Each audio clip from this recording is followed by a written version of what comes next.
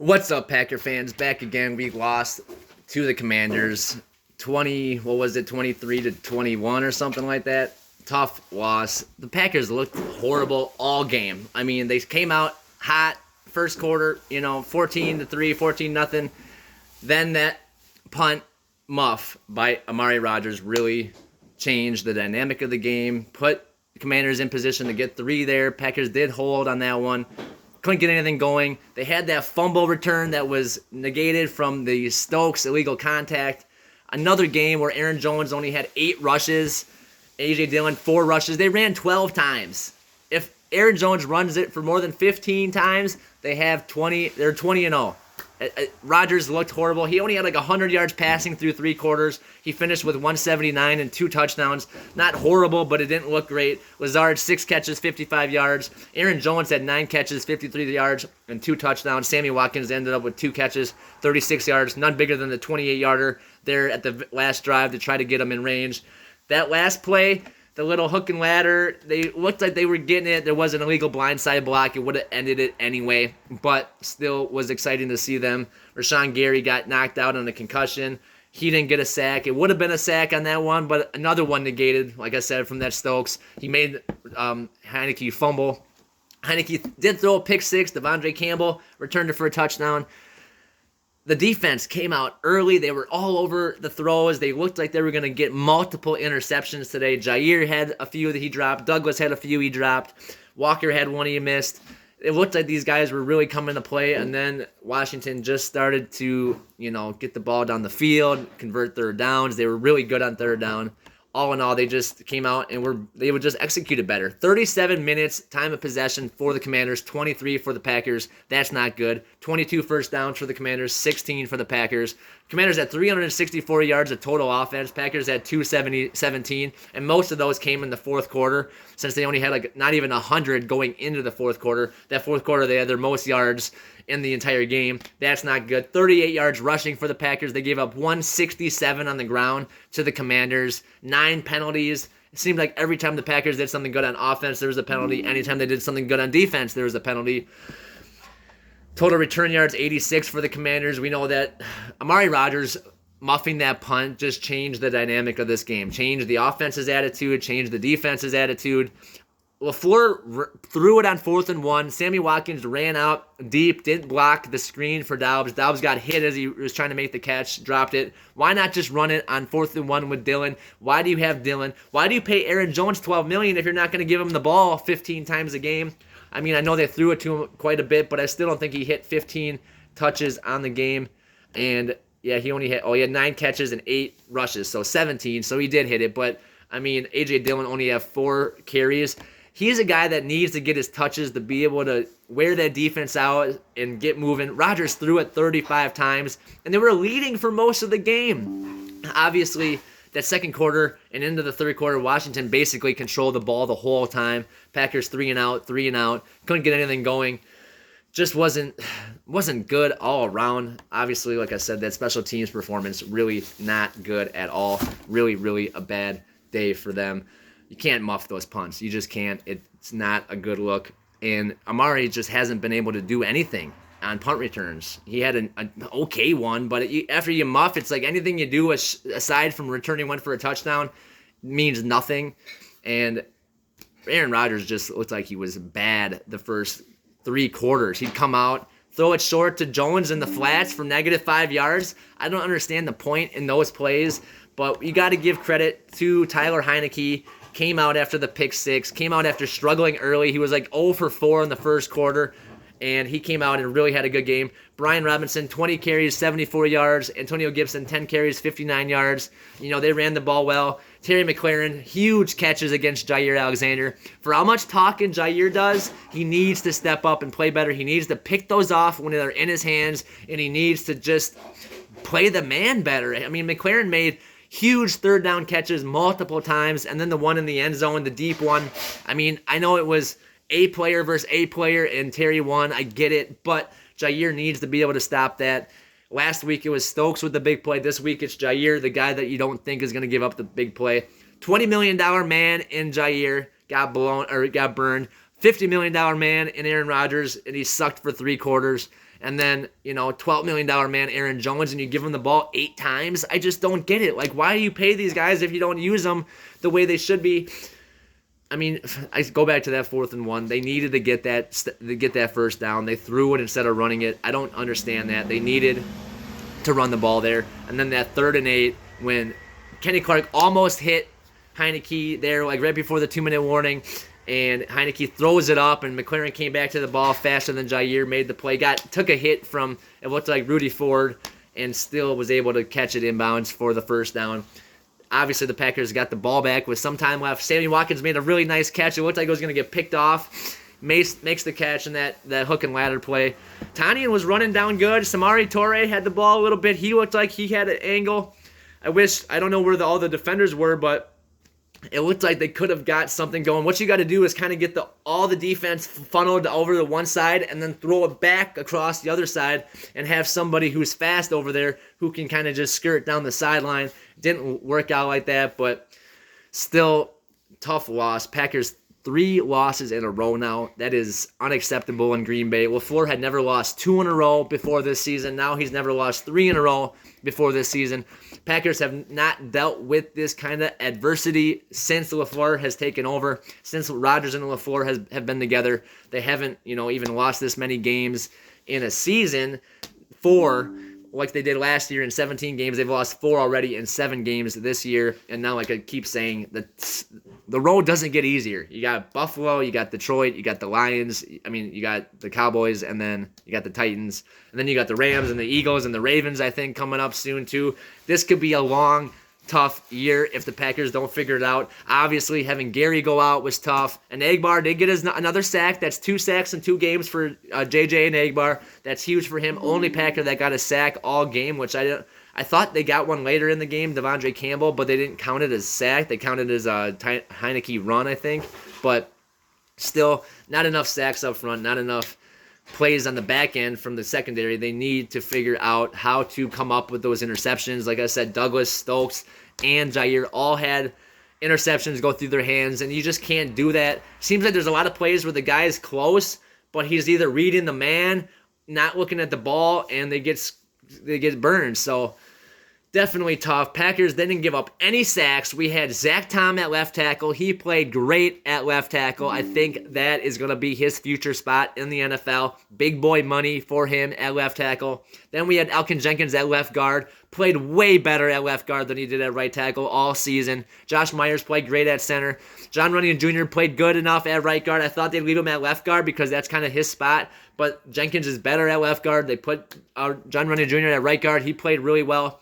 They had good blocking up front for the run. They just didn't run the ball enough. 12 times, that's not going to cut it.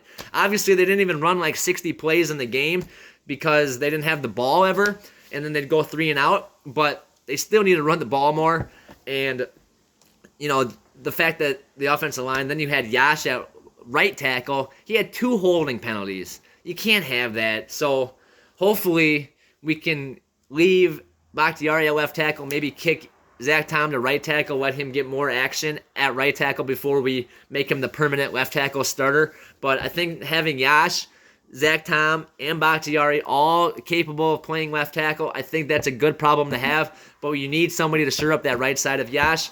He had those holding penalties. Maybe it's a little bit different playing on that side for him, but holding penalties set you back so far on offense. It was an early holding penalty on one of those drives. It was like 1st and 20, and I'm just like, that drive's over. They're not going to get 20 yards for a first down unless there's an illegal contact by the defense, which seemed like the refs calling a lot of tic-tac penalties on the Packers and none on the Commanders. The illegal contact was not an illegal contact on Stokes on that fumble recovery for a touchdown by Douglas.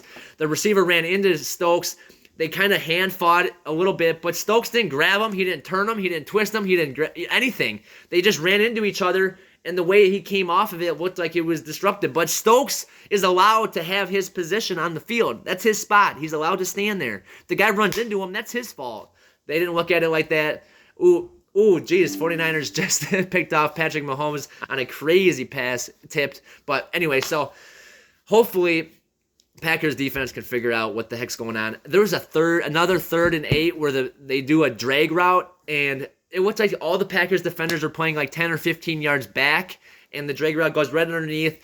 Heineke hits him right after the receiver passes Campbell. Campbell didn't go with him, and then, he gets down the field, first down. Too many of those, and just not enough big plays. It looked like this Packers defense was going to come out and have a day. It looked like that. The pick six, the fumble recovery for a touchdown that got called back, but it looked like they were going to have a day, and they just didn't. And then Joe Barry on defense, sometimes it's like just man them up. Every time you man them up, the guys really played well. It's all the times where you step back in the zones where guys get confused. If you just man them up, they know who their guy is. Stay with your guy and keep your guy in front of you, and keep your guy from making the play. I don't get it, especially on a 3rd and 8. Just man them up, get the blitz on. Got to get after Heineke. They got after him a little bit, but not enough.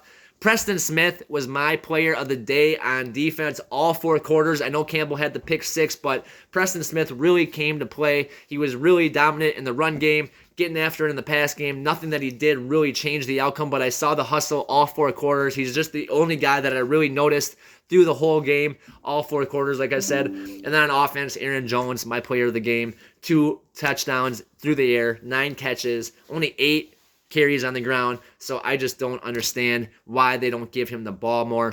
Rodgers throwing it way too much on downs when he should be running it. Packers should be running it on 1st down, and then depending on what they get on 1st down, run it on 2nd down. If it's like a 2nd and 7, then you can throw it, but try to set you up for a shorter 3rd down. There are too many 3rd and 10s, 3rd and 8s, because you threw it on 1st down incomplete. 2nd down, you ran for 2 yards with Dillon, and now you got 3rd and 8, and it's just like that's not a suitable way to, make this team advance forward.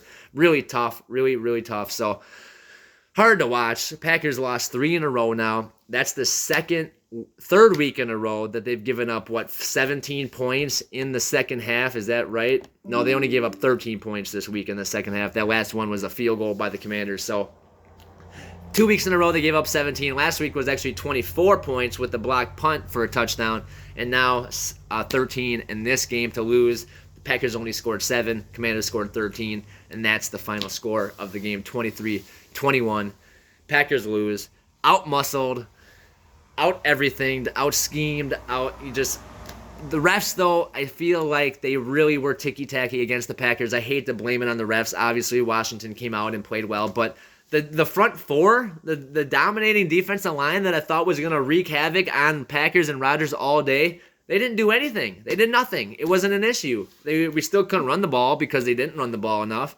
Rodgers threw it 35 times, and the Packers had the lead most of the time. Obviously, Commanders were chipping away at it, but a lot of 3 and outs, a lot of just big issues for the Packers up front, trying to, set the tone and just stick with the running game. Stick with it. That first quarter, they really stuck with it, and they seemed like they were going to just kind of just force Jones, He get like 4 carries in the first quarter and ends up with 8 in the game. That doesn't even make sense to me. I don't understand it. But all in all, you saw some good things. Defense starting to come around a little bit. Too many big plays. Their 3rd down conversion, percentage that they were doing so good on before definitely came to a halt today. A lot of big 3rd down conversions for the Commanders. Tyler Heineke, he might, I wish we would have played Carson Wentz. He is a lot more prone to give you those turnovers and those mistakes. Such a bummer. What it says, Ramiz Ahmed completed 1 pass for 1 yard. That's kind of funny. The kicker, I don't think, he's the backup kicker. I don't think he completed any passes. So funny that they have that on the the passing log. But yeah, Aaron Jones, 8 carries, 23 yards. 8 carries, 23 yards. When he rushes the ball for 15 or more times, the Packers are 20-0. 20-0 when Aaron Jones rushes the ball for 15 and more times. Say it with me, Packers. Say it with me, Packer fans. Let everybody know. Tell the coaches, tell the team, tell the players, tell everybody. When Aaron Jones rushes the ball for 15 or more carries, the Packers are 20-0. They showed the stat before, too. When he's got like 15 or more touches, they're like 31-2 or something, or 38-2. And when he doesn't, they're like 7-8 or something like that. I don't know what more for a statistic you need. I don't know what kind of analytics you need to look at. I don't even know what kind of studying you need to do or what tape film you need to see. I don't know what you guys got to do to realize that you get Aaron Jones the ball 15 or more times on the ground, you're going to win the game. 20-0. That's pretty obvious, pretty dominant, pretty certain that if he gets 7 more carries in this game, Packers win it. And, you go back to some of those 3 and outs. You go back to that 4th and 1. Again, Rodgers throwing it on 4th and 1 with LaFleur. Against the Giants, you think they would have learned. 3rd and 2, 4th and 2. You think they would have learned. No. Too much can go wrong in a pass play, especially when you're hoping Sammy Watkins makes the block on the screen and he goes for a fly route, leaves Dobbs wide open to just get crushed, hung out to dry for real, and it just not okay. So they need to run the football. If they would have ran it there, they would have ran it on some of those other 3rd downs or 2nd downs. Just a lot of dumb plays, a lot of bad play calling, and then, when Rodgers doesn't have anything in front of him downfield, he throws it short into the flats, and it was a lot of them were bad throws by Rodgers all day, just off. The one to Dobbs where it went to the ground, that was off. A few other ones, the Tanyan, that was, just low and not throwing it where the guy can catch it and run with it. A lot of them to Jones in the backfield, he'd catch it, stumble back, have to catch it, regroup, and then try to figure out where he's going, and by then there's 6 guys in front of him, lost to 5. It's just like, throw it so that you set your guy up to have success. You keep doing all this stuff and you set yourself back. 1st and 10, you get -5 yards on a pass completion? Like, what? In what world does that happen in? So, I keep saying the Packers keep going forward. They need to figure out what to do. They need to figure out how they can clean this stuff up. They need to figure out what is their identity. Is it going to be Rodgers throwing it for 40 times a game? Well, then you need to get another wide receiver on this team. You can't have Lazard hurt, Watkins hurt every other week, using Samori Toure and Amari Rodgers. I know you can't have those be your leading receivers. You need to go out and get somebody if you want Aaron Rodgers to throw the ball 30 to 40 times a game. If you're going to switch that, have Rodgers throwing 25 times a game, and you're going to start running it 30 times a game, 40 times a game, then do that. But I think that's the formula with this team. You don't have the guys on the outside. Run the football. Get some Shanahan run schemes going. A lot of misdirection or whatever. You can use Aaron Jones, A.J. Dillon, and Amari Rodgers in a bunch of misdirections back and forth and really fake out the defense. But you have to commit to that being your identity. You can't keep thinking that Rodgers is going to throw the ball around the yard for 400 yards. He threw it 35 times, completed 23 of them for 179 yards, and only had 100 yards through the first 3 quarters. That is just ridiculous. You can't have a $50 million quarterback who can't throw the football and have receivers who, aren't running the right routes or can't catch. A lot of drop balls. Dobbs had drop balls. Who else? Watkins dropped the ball. Lazard dropped an easy one. So there was the first drive of the game. Packers were driving a little bit. 3rd and 4, quick slant to Lazard. He drops it. That was one big one. That was the first drive of the first half. And then on the first drive of the second half, 3rd down, Romeo Doubs drops it.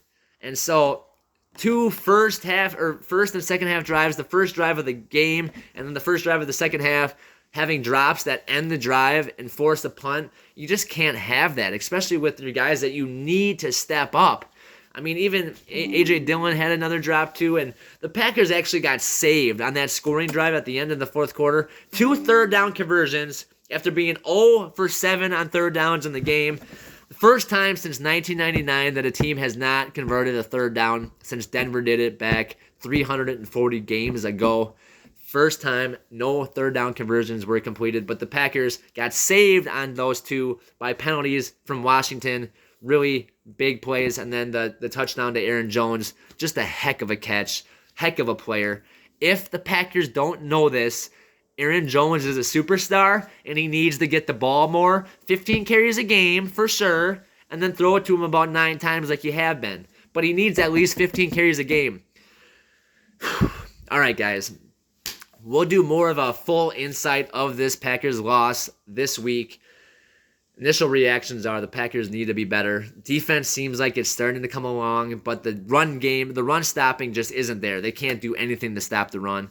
They need to figure that out. And then on offense, they need to start figuring out what their identity is, running the ball or passing the ball. They can't just have this 12 carries a game for 38 yards and hope that they're going to win.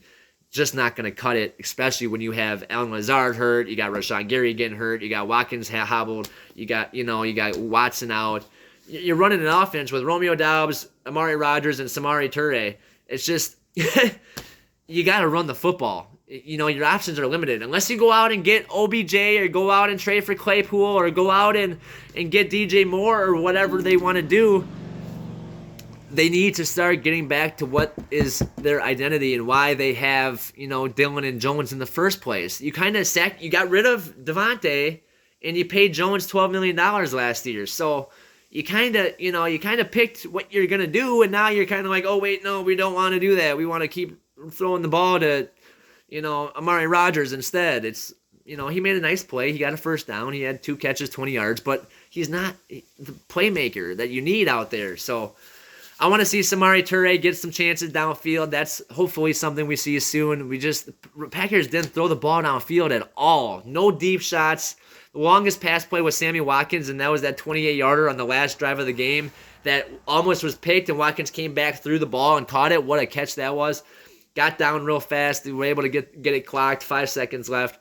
Not enough time to do anything, but that's why I say call your timeouts earlier. Try to conserve the clock long term, but it ended up being tough anyway. The Packers needed to get that stop on 3rd and 8. They would have had no timeouts, but it would have been the 2-minute warning, and they would have been good to go. So hopefully they can figure it out. Packers need to get it fixed. No matter what, they got to get it fixed.